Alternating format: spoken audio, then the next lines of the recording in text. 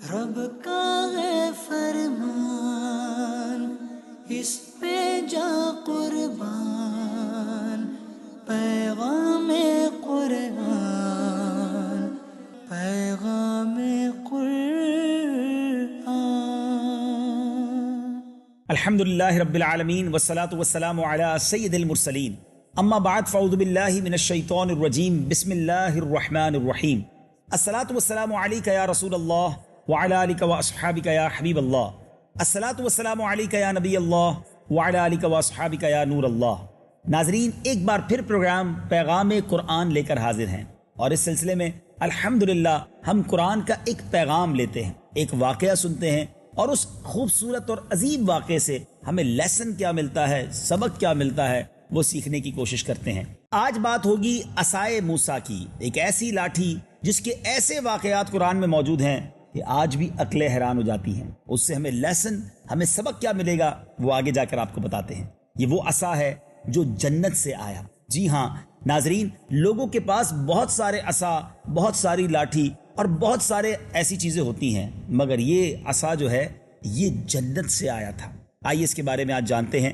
یاد رہے کہ حضرت موسیٰ علیہ السلام کی جو لاٹھی تھی اسے عصائے موسیٰ کہتے ہیں، اور اس کے ذریعے آپ کے بہت سارے معجزات کا ظہور ہوا۔ قرآن مجید نے مختلف عنوانوں کے ساتھ بار بار اس کا ذکر کیا۔ اس مقدس لاٹھی کی تاریخ بہت قدیم ہے، جو اپنے دامن میں سینکڑوں تاریخی واقعات سمیٹے ہوئے ہیں، جن میں عبرتوں اور نصیحتوں کے جا بجا مدنی پھول ہیں، جن سے اہل نظر کو بصیرت کی روشنی اور ہدایت کا نور ملتا ہے۔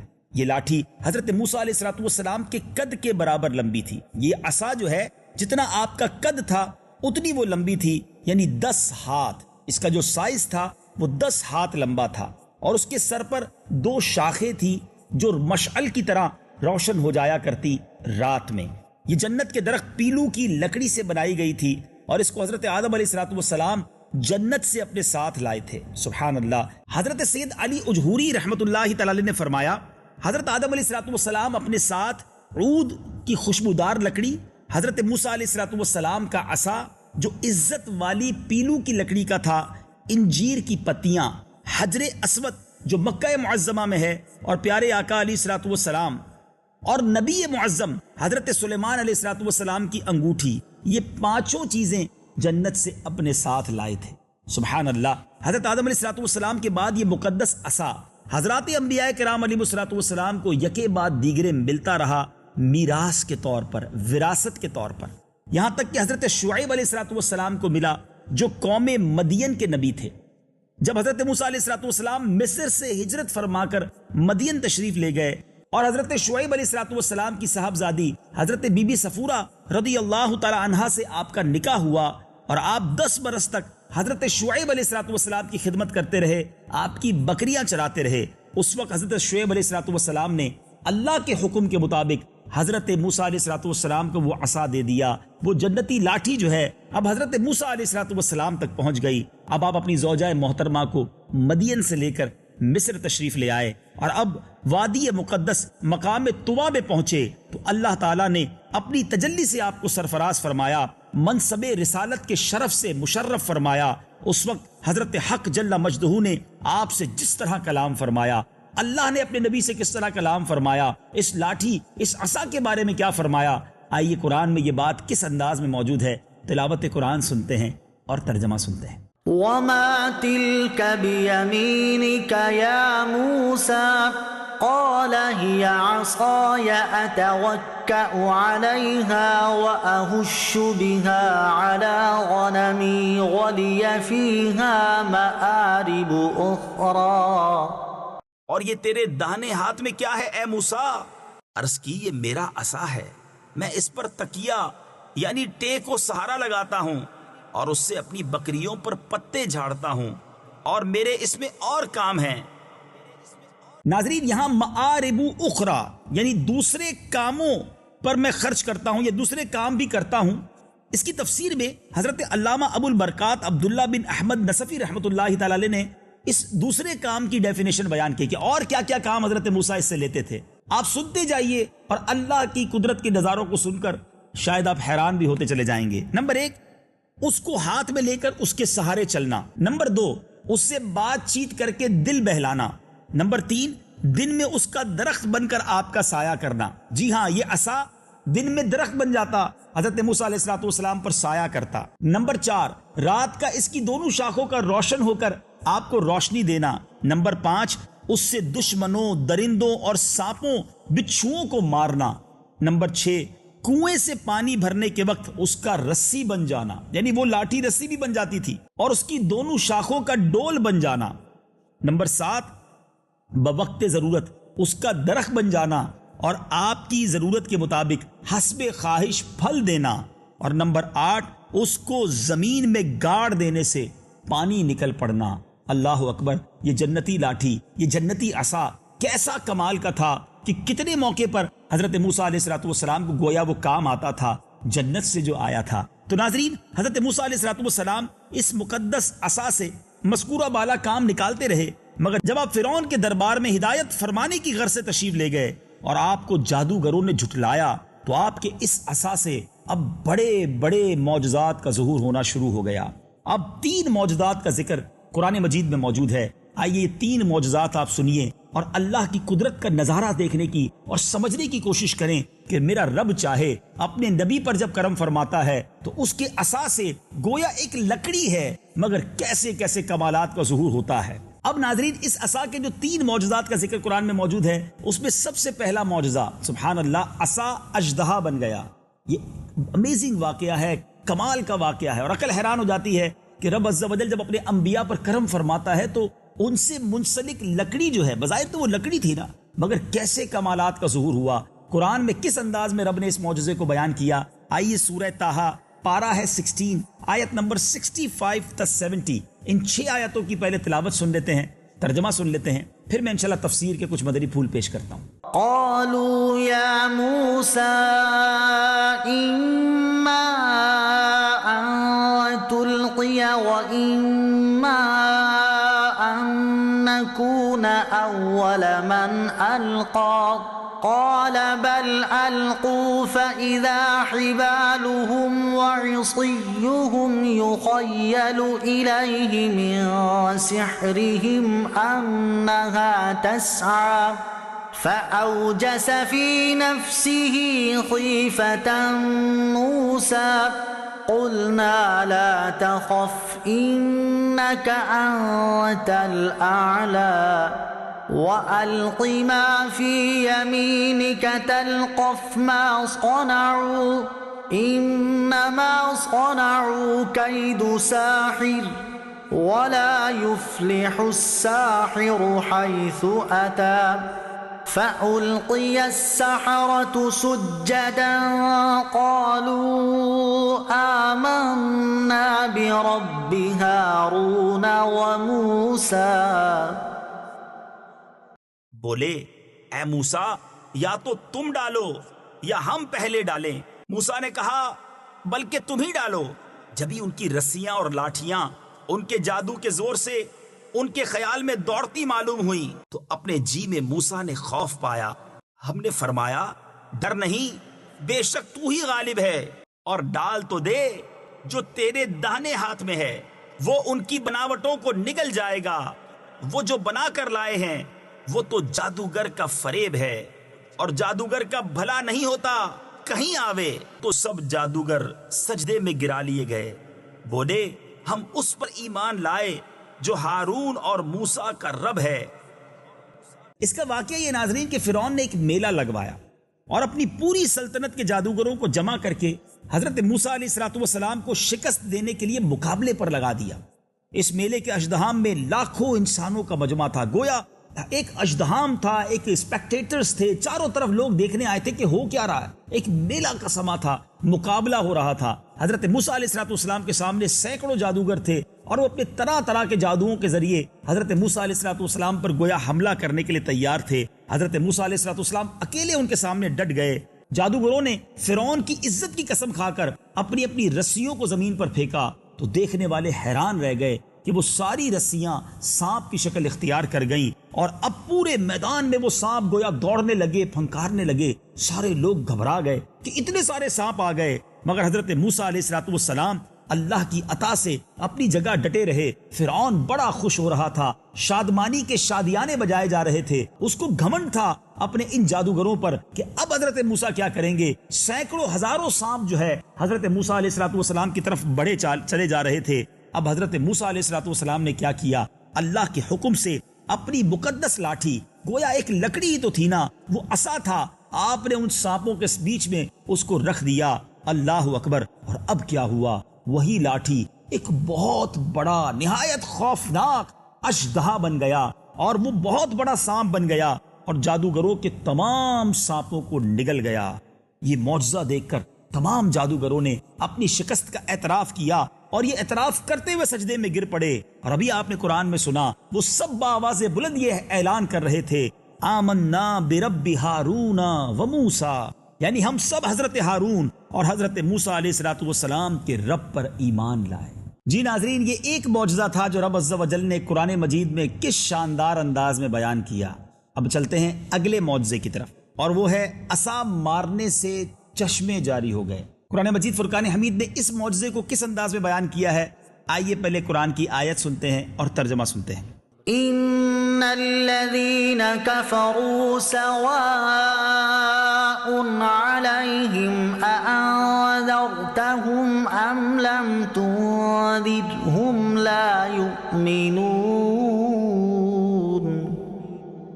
بے شک وہ جن کی قسمت میں کفر ہے انہیں برابر ہے، چاہے تم انہیں ڈراؤ یا نہ ڈراؤ، وہ ایمان لانے کے نہیں۔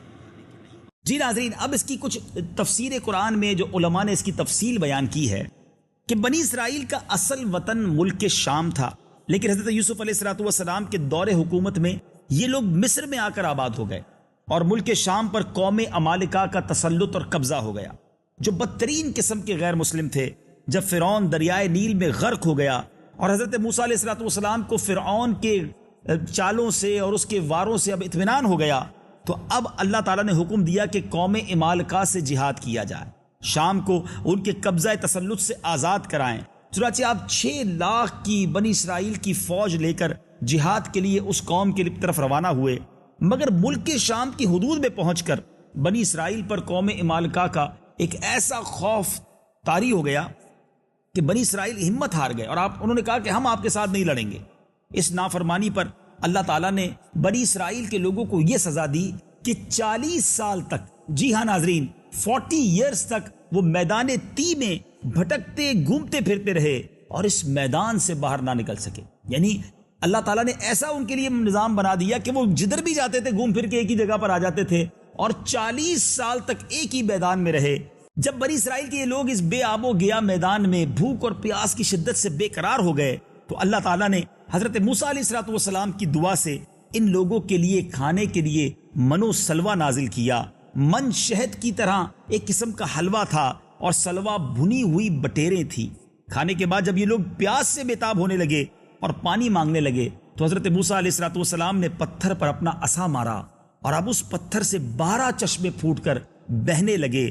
بنی اسرائیل کے 12 خاندان اپنے اپنے ایک ایک چشمے سے پانی لے کر خود پینے لگے اور اپنے جانوروں کو بھی پلانے لگے، اور پورے 40 برس تک یہ سلسلہ رہا۔ یہ حضرت موسیٰ علیہ السلام کا معجزہ تھا، جو عصا اور پتھر کے ذریعے جس کا ظہور ہوا۔ سبحان اللہ۔ اب ذرا غور کیجئے ناظرین، یہ ایک بات تو بڑی کمال کی ہے کہ قوم نے اللہ کی نافرمانی کی، اللہ نے سزا کے طور پر اس قوم کو گویا ایک میدان میں قید کر دیا، مگر حضرت موسیٰ علیہ السلام نے پھر بھی اپنی قوم کے لیے اللہ سے دعا کی، ان کی بھوک اور پیاس کے لیے دعا کی، اور میرے رب کی کرم نوازی دیکھیں کہ ان کے لیے آسمان سے کھانا اتارا، پانی پینا تھا تو اللہ کے نبی نے اپنا عصا زمین پر مارا اور اس سے چشموں کو جاری کر دیا۔ سبحان اللہ، کیا رحم ہے، کیا کرم نوازی ہے۔ اب ذرا غور کریں، حضرت موسیٰ اپنی قوم پر اتنے مہربان، اللہ کی بارگاہ میں دعائیں کریں، تو ہم تو رحمت للعالمین صلی اللہ تعالیٰ علیہ وسلم کے امتی ہیں، ہمارے آقا ہم پر کتنے مہربان ہیں، ہم اتنی خطائیں کرتے ہیں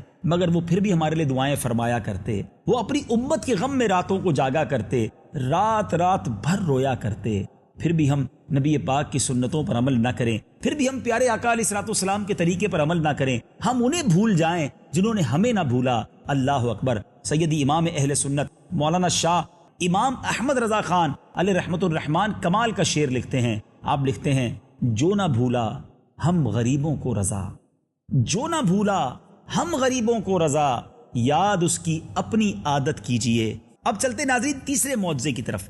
عصا کی مار سے دریا پھٹ گیا، یہ کیا ماجرا تھا؟ آئیے پہلے تو قرآن مجید فرقان حمید سے سنتے ہیں کہ اللہ کا کلام ہماری کیا رہنمائی کرتا ہے۔ 19واں پارہ ہے سورہ الشعراء، آیت نمبر 61 تا 67۔ آئیے پہلے ان 6 آیتوں کی تلاوت اور اس کا ترجمہ سنتے ہیں۔ فلما تراءى الجمعان قال أصحاب موسى إنا لمدركون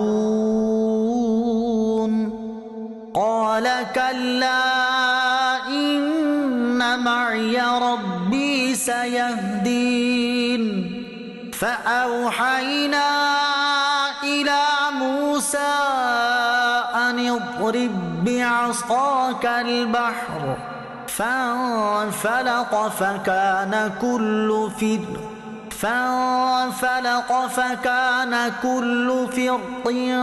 كالطود العظيم وأزلفنا ثم الآخرين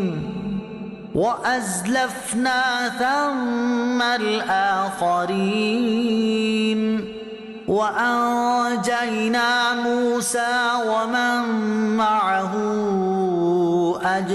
أجمعين ثم أغرقنا الآخرين إن في ذلك لآية وما كان أكثرهم مؤمنين۔ پھر جب آمنا سامنا ہوا دونوں گروہوں کا، موسیٰ والوں نے کہا ہم کو انہوں نے آ لیا۔ موسیٰ نے فرمایا یوں نہیں، بے شک میرا رب میرے ساتھ ہے، وہ مجھے اب راہ دیتا ہے۔ تو ہم نے موسیٰ کو وحی فرمائی کہ دریا پر اپنا عصا مار، تو جبھی دریا پھٹ گیا تو ہر حصہ ہو گیا جیسے بڑا پہاڑ، اور وہاں قریب لائے ہم دوسروں کو، اور ہم نے بچا لیا موسیٰ اور اس کے سب ساتھ والوں کو، پھر دوسروں کو ڈبو دیا۔ بے شک اس میں ضرور نشانی ہے، اور ان میں اکثر مسلمان نہ تھے۔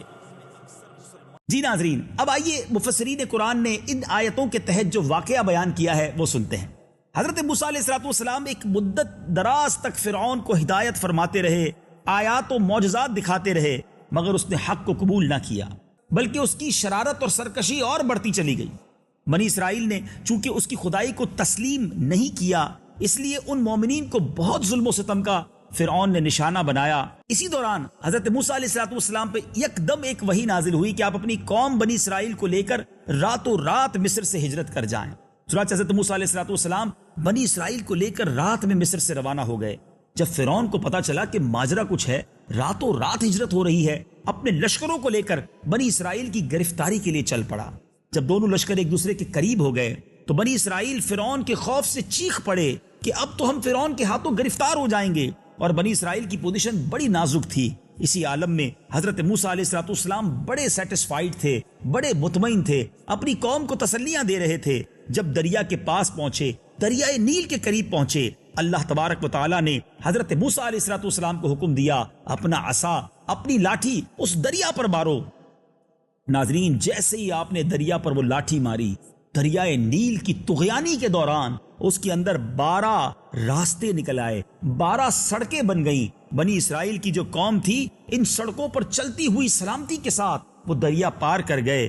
فرعون جب دریا کے قریب پہنچا اور اس نے دریا میں سڑکوں کو دیکھا تو اپنے لشکروں کے ساتھ فرعون بھی ان کے پیچھے چل پڑا، مگر جب فرعون کا لشکر بیچ دریا میں پہنچا اور حضرت موسیٰ علیہ السلام کی قوم دریا پار کر چکی تھی، تو اب یکا یک دریا کی موجوں نے پورے کے پورے لشکر کو بہا ڈالا، تباہ و برباد کر کے رکھ دیا، اور فرعون اپنے لشکر کے ساتھ اس دریا میں غرق ہو گیا۔ ناظرین، یہ بھی ایک ایسا تاریخی معجزہ ہے کہ آپ کے اس عصا سے دریا میں گویا رستے نکل آئے۔ ناظرین، اس سے بہت ساری باتیں سیکھی جا سکتی ہیں۔ سبحان اللہ، ایک تو اللہ کی قدرت کے کیسے نظارے ہمیں سننے کو مل رہے ہیں۔ ان اللہ علی کل شیء قدیر، سبحان اللہ. اور رب عز و جل جب چاہے جس چیز سے چاہے اپنے کرم سے ایسے کمالات کا ظہور فرما دے کہ آج رہتی دنیا جب بھی سنتی ہے ایمان تازہ ہو جاتا ہے. اور حضرت موسیٰ علیہ السلام جو کلیم اللہ ہیں، اللہ نے ان کو کیسے کیسے معجزات سے نوازا. اور فرعون جو اتنی باتوں کو دیکھنے کے باوجود، ذرا سوچئے نا، اس کے جادوگر تو حضرت موسیٰ علیہ السلام پر ایمان لے آئے، مگر فرعون نے ظاہری بہت ساری نشانیاں دیکھنے کے بعد بھی وہ اللہ اور اس کے رسول پر ایمان نہ لایا اور آخر کار دریائے نیل میں غرق ہو گیا. اس واقعے سے ایک سبق یہ بھی ملتا ہے کہ ہر فرعون کا غرق ہونا ہی ہے، ہر فرعون کو تباہی ہونا ہے. اللہ کی بارگاہ میں جو سرکشی کرتا ہے، جو تکبر کرتا ہے، جو باطل ہوتا ہے، کتنا ہی عروج مل جائے، ہر باطل کو زوال ہے، ہر حق کو عروج ہے. حضرت موسیٰ علیہ السلام نے ثابت کر دیا کہ بظاہر کوئی بڑی فوج نہ تھی، بظاہر کوئی بڑے ویپنز نہ تھے، سامنے ایک بہت بڑی طاقت تھی، ایک بادشاہ اپنے لشکر کے ساتھ تھا، مگر جو حق پر ہو، اللہ کی رضا پر راضی رہے تو اس کی غیب سے مدد کی جاتی ہے اور اسی کو فتح نصیب ہوتی ہے. بظاہر آج مسلمان دنیا میں بڑے پست ہیں، بظاہر آج مسلمان دنیا میں بڑے کمزور ہیں، مگر ناظرین اگر آج بھی ہم اللہ اور اس کے رسول کے طریقے پر عمل کرنے والے بن جائیں، اللہ پر بھروسہ کرنے والے بن جائیں، تو وہ دن دور نہیں ہے کہ مسلمانوں کو پھر عروج نصیب ہوگا. مسئلہ یہی ہے کہ درس قرآن اگر ہم نے نہ بھلایا ہوتا، درس قرآن اگر ہم نے نہ بھلایا ہوتا، یہ زمانہ نہ زمانے نے دکھایا ہوتا. بہرحال آج کے سلسلے پیغام قرآن میں ہم نے حضرت موسیٰ علیہ السلام کے معجزات کے بارے میں سنا اور اس سے کچھ پیغام لینے کی بھی کوشش کی. اللہ مجھے اور آپ کو ہر حال میں اپنا مطیع و فرما بردار بننا نصیب فرمائے، اپنی رضا پر راضی رہنا نصیب فرمائے. کبھی امتحان آ جائے تو امتحان پر ثابت قدمی بھی عطا فرمائے. ناظرین، آج سیگمنٹ تعارف قرآن میں ہم سورہ فاتحہ کا تعارف سنیں گے. سبحان اللہ. اکثر علماء کے نزدیک سورہ فاتحہ مکہ مکرمہ میں نازل ہوئی. امام مجاہد رحمۃ اللہ تعالی فرماتے ہیں کہ سورہ فاتحہ مدینہ منورہ میں نازل ہوئی ہے، اور ایک قول یہ ہے کہ سورہ فاتحہ 2 مرتبہ نازل ہوئی، ایک مرتبہ مکہ پاک میں اور دوسری مرتبہ مدینہ منورہ میں. آیات، کلمات اور حروف کی تعداد: اس صورت میں 1 رکوع، 7 آیتیں، 27 کلمے اور 140 حروف ہیں. سورہ فاتحہ کے اسماء اور ان کی وجہ تسمیہ: اس سورت کے متعدد نام ہیں اور ناموں کا زیادہ ہونا اس کی فضیلت اور شرف پر دلیل ہے. اس کے مشہور 15 نام ہیں. آئیے ان میں سے چند نام سنتے ہیں. سورہ فاتحہ کیوں کہا جاتا ہے اس کو؟ کہ اس سے قرآن پاک کی تلاوت شروع کی جاتی ہے. اس سورت سے قرآن پاک لکھنے کی ابتدا کی جاتی ہے، اس لیے اس کو فاتحۃ الکتاب یعنی کتاب کی ابتدا کرنے والی کہتے ہیں. اس سورت کی ابتدا الحمدللہ سے ہوئی. اس مناسبت سے اسے سورۃ الحمد یعنی وہ سورت جس میں اللہ تعالیٰ کی حمد بیان کی گئی ہے یہ بھی کہا جاتا ہے. سورہ فاتحہ قرآن پاک کی اصل ہے، اس لیے اسے ام الکتاب اور ام القرآن بھی کہتے ہیں. سبحان اللہ. یہ سورت نماز کی ہر رکعت میں پڑھی جاتی ہے، یا یہ سورت 2 مرتبہ نازل ہوئی ہے، اس وجہ سے اسے السبع المثانی یعنی بار بار پڑھی جانے والی یا 1 سے زائد مرتبہ نازل ہونے والی 7 آیتیں کہا جاتا ہے.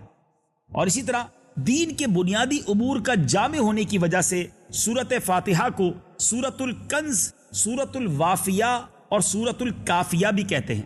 شفا ہونے کی وجہ سے اس کو سورت الشفا اور سورت الشافیہ بھی کہتے ہیں. دعا پر مشتمل ہونے کی وجہ سے اس سورت کو سورت الدعاء، سورت تعلیم المسئلہ، سورت السؤال، سورت المناجات اور سورت التفوید اور سورت التفوید بھی کہا جاتا ہے. سبحان اللہ. اس کے بہت سارے فضائل احادیث میں آئے ہیں. ناظرین، سورہ فاتحہ پڑھتے رہا کریں. میرے آقا مدینے والے مصطفیٰ صلی اللہ تعالی علیہ وسلم فرماتے ہیں، اور یہ بخاری شریف کی حدیث ہے، حضرت ابو سعید بن معلہ رضی اللہ تعالیٰ عنہ فرماتے ہیں کہ میں نماز پڑھ رہا تھا تو مجھے نبی پاک علیہ الصلوۃ والسلام نے بلایا، لیکن میں نے جواب نہ دیا. جب نماز سے فارغ ہو کر بارگاہ رسالت میں حاضر ہوا تو میں نے عرض کی، یا رسول اللہ صلی اللہ تعالی علیہ وسلم، میں نماز پڑھ رہا تھا. میرے آقا علیہ الصلوۃ والسلام نے ارشاد فرمایا، کیا اللہ تعالیٰ نے یہ نہیں فرمایا استجیبوا للہ وللرسول اذا دعاکم، اللہ اور اس کے رسول کی بارگاہ میں حاضر ہو جاؤ جب وہ تمہیں بلائیں. پھر ارشاد فرمایا، کیا میں تمہیں تمہارے مسجد سے نکلنے سے پہلے قرآن کریم کی سب سے عظیم سورت نہ سکھاؤں؟ پھر آپ علیہ الصلوۃ والسلام نے میرا ہاتھ پکڑ لیا. جب ہم نے نکلنے کا ارادہ کیا تو میں نے عرض کی، یا رسول اللہ صلی اللہ تعالی علیہ وآلہ وسلم، آپ نے فرمایا تھا کہ میں ضرور تمہیں قرآن مجید کی سب سے عظمت والی سورت سکھاؤں گا. ارشاد فرمایا وہ سورت الحمدللہ رب العالمین ہے، یہی 7 مثانی اور قرآن عظیم ہے جو مجھے عطا فرمائی گئی۔ سبحان اللہ، سبحان اللہ۔ قرآن پاک کی گویا اس حدیث میں سب سے بڑی عظمت والی سورت سورہ فاتحہ کو کہا گیا۔ حضرت عبداللہ ابن عباس رضی اللہ تعالیٰ عنہ فرماتے ہیں کہ ایک فرشتہ آسمان سے نازل ہوا اور اس نے سید المرسلین صلی اللہ تعالیٰ علیہ وسلم کی بارگاہ میں سلام پیش کر کے عرض کی، یا رسول اللہ صلی اللہ تعالیٰ علیہ وسلم، آپ کو ان 2 نوروں کی بشارت ہو جو آپ کے علاوہ کسی نبی کو عطا نہیں کیے گئے، اور وہ 2 نور یہ ہیں سورہ فاتحہ اور سورہ بقرہ کی آخری آیتیں۔